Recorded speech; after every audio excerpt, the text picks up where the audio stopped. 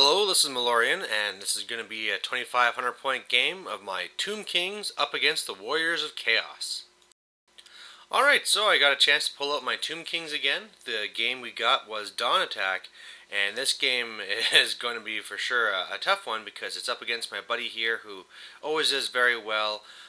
He beats me more than I beat him, and he won Best General at the last tournament that we all went to. In this case here, it's also, Tomb Kings are supposed to do not so well against Warriors of Chaos because the Warriors of Chaos kill so well, and the better you kill, the more you crumble. So an army like Vampire Counts or Tomb Kings, you really have to watch out for that. The one good thing I do have for myself, though, is the monsters. Let's just go through his list first. He has on the far left 18 warriors that have the Mark of Tzeentch, they have the Frenzy Banner, and they have halberds, 5 dogs, 5 dogs. Then he has a big bus of 12 knights. They have, I think, the Blasted Standard, Mark of Tzeentch, 1 Hell Cannon there, more dogs behind. Then he has his level 4 Tzeentch Sorceress on the little chariot thing that they have, the Disc of Tzeentch. Behind there, a big unit of warriors, also Mark of Tzeentch. They have the Rapture Standard, and there's also the BSB in there. And then finally another Hell Cannon. On my side, I'm going to have my 35 skeletons with spears, and again, they just have spears because that's the models I have. Casket behind, 3 Ushabti, 3 chariots, 1 Skelepult. Then in the front, I have the 5 horsemen archers, the 5 horsemen. I have my Colossus, then 30 bowmen with my level 4 Hierophant in there, and he has a scroll. Then I have my Sphinx, another Skelepult, and now 30 Tomb Guard, and in there is my Tomb King with the golden mask. So, anyway, also a fasting on terrain. Most of it's not going to really matter. The middle thing's supposed to be a Sphinx, and so we're just saying the entire base is impassable. The rest is just as you see it. So really looking at it this game, I'm really hoping that my Skelepults are going to be able to take out his Hell Cannons. Unfortunately, he deployed after me. Of course, with Dawn Attack, there's not much you can really do, but it really kind of helped because it forced him to put 1 unit of warriors on either flank, so he wasn't really able to keep things together. And so what I'm really hoping I can do is just stall the warriors on the left, really with the knights, use my redirecting units to throw them into the impassable terrain in the center, and then if I can, hit them with the Sphinx just to lock them down. And then I'll have my Tomb Guard, which can either go and hopefully go after them, or I can also threaten the warriors on the right. I'm just going to have to see what happens. I'm also worried about that level 4 flying around and causing me trouble, of course. And here's just a little close-up of the center where, the real action is really going to happen, and I know if I mishandle those knights, I'm screwed. And of course, one of the things you have to worry about Tomb Kings is that you can't flee, so I have to be very careful with those knights. So I have first turn, and I move as you see. My magic phase is pretty much shut down. I'm trying to use a casket on his knights.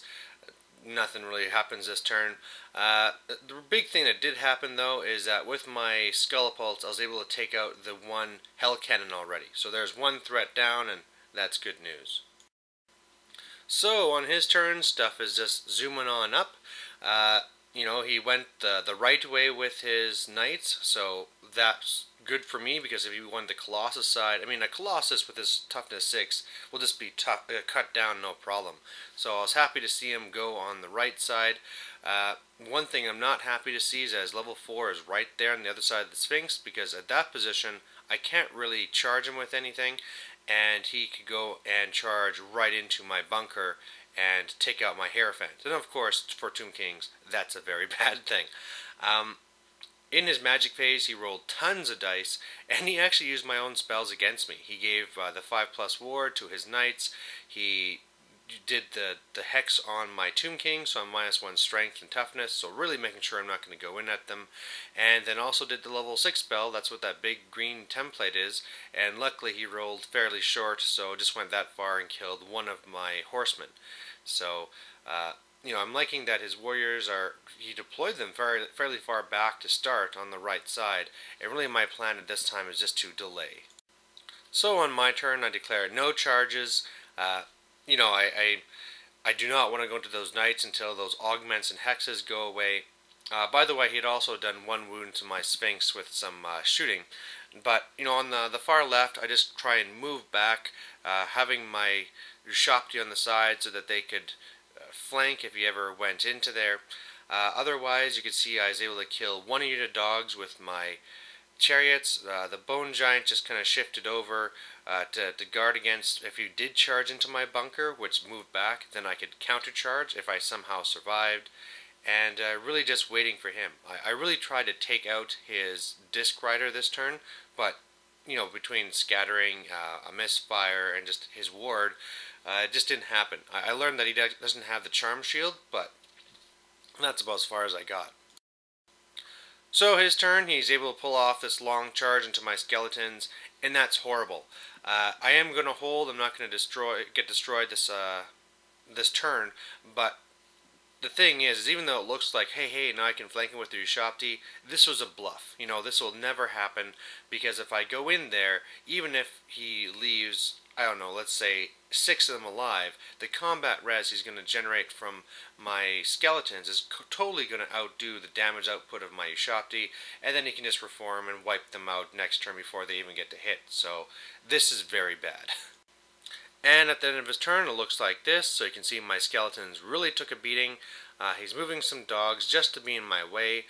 The knights, seeing that they were blocked with my horsemen, just decided to back up. His other warriors are farther up now. And the big things that happened this turn is really just, again, he got a massive magic phase. You can see the vortex shifted over, luckily, to a place where it doesn't hurt me. And then with his little scream attack thing, that's actually how he did the wound to the Sphinx. He took 3 wounds off of the Colossus. So, that thing's dying quick and hasn't really done anything yet.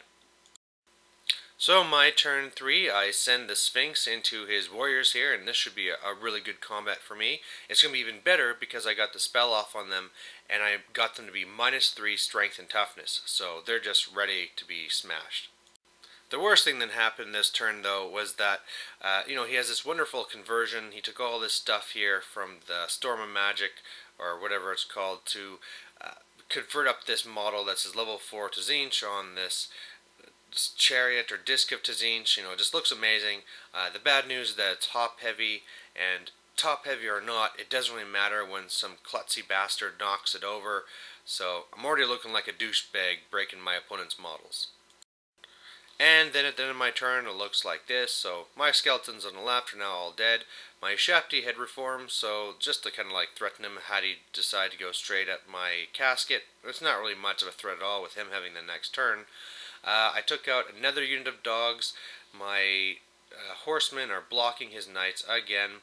And in that combat, I killed a good number of them. I think I killed 6 of his warriors. He's stubborn, he held. And otherwise, I just had moved up my Tomb Guard to try and finish off what I can. Shooting, the thing is that the far left Scullipult is now out of range of his Hell Cannon, so only the right one shot at it. It scattered off. I think the left one went at the knights and killed one. But one of the things that happened to that Hell Cannon is on his last turn he misfired, and he ate all of his crew, which will be important. His turn 3, he has a couple of charges here going on. He has his left warriors going into my casket. He has his level 4 going into my 1 Scullipult, and his knights decide to go into my horsemen just to get rid of them, while his dogs also go into my other horsemen just to get rid of them. So in his turn it looks like this. I have no more casket. I have no more cav whatsoever. Both units were destroyed. In the Sphinx combat I killed some more, but he did 2 wounds to me, and of course he held again.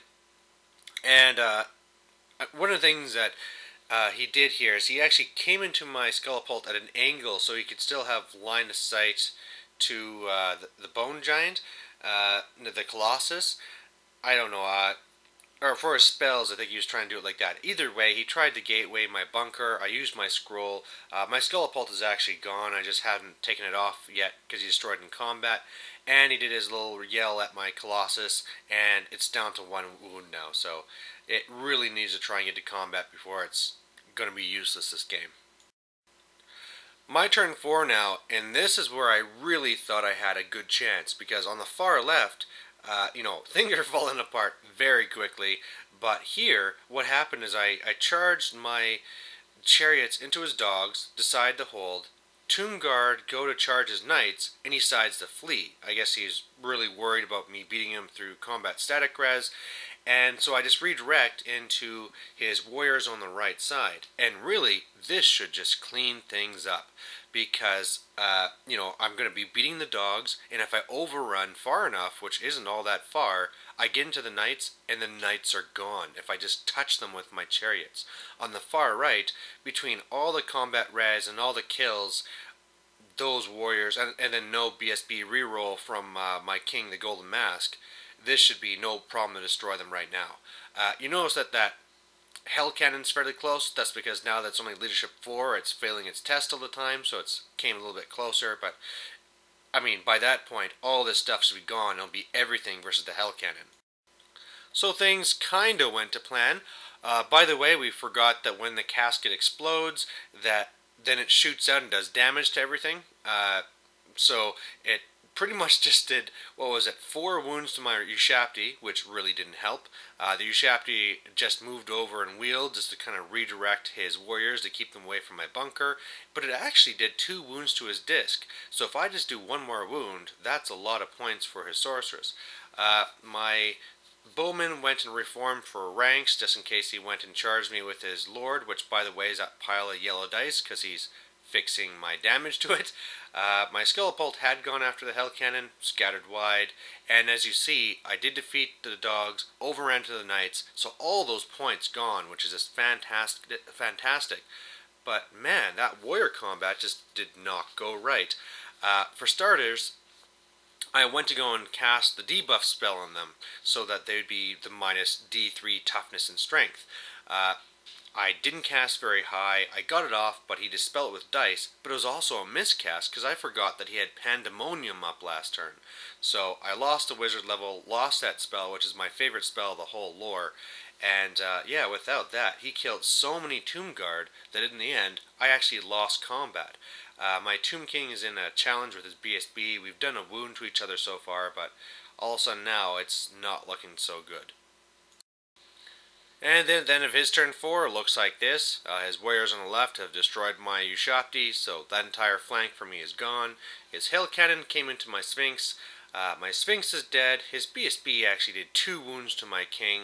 I kill him in return, but this is another one where I lost combat, and now I'm screwed. I mean, with the Hell Cannon in my flank, and these guys still in my front, and no Tomb King. Well, okay, I guess that's a little bit of a spoiler, but yeah, this is going to be going really bad, really fast. So my turn 5 then, and by the way, you also saw there's no Colossus, because he was yelled at again and died. And in combat, yeah, he kills my king, really smashes the unit with everything else. They're just barely alive at this point. I'd actually given them the Killing Blow spell just to try and hope that I did better, but, so many were dead before I even got the swing. I'm trying to shoot into his Lord just to try and take that last wound off, but no such luck. His turn 5, he's starting to blast into my chariots, killing one and doing another wound. My Tomb Guard are all done, and his warriors are now approaching my bunker. My turn 6, at this point things are kind of hopeless, but I charge my chariots into his warriors. They flee and get away because they're on the other side of the Hell Cannon, and there's no way I want to go into a full wound Hell Cannon with my chariots. And so really I just try and throw all my dice at getting a 5+ ward on my bunker as it shifts to the right. And I miscast and do a blast to myself and do more damage than good. And then his turn 6 is pretty straightforward, just a charge of the Hell Cannon in the front, and those warriors got into my flank.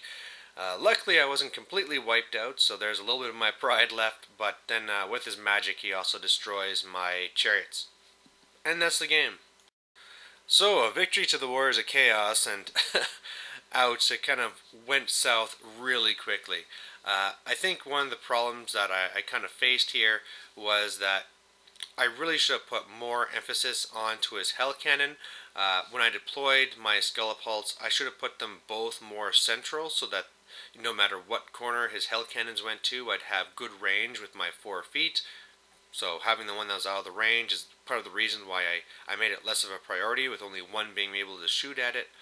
On the far left, I shouldn't have deployed my skeletons so offensively.